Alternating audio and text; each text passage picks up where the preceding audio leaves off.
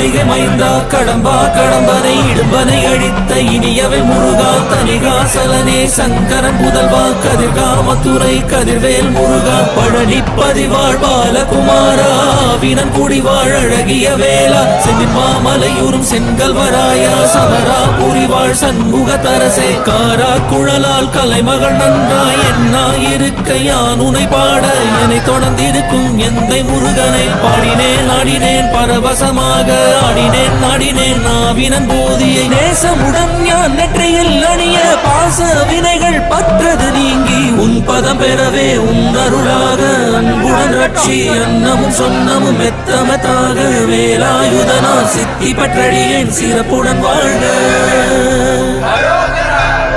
ஓம் சரவண பவாய நமः.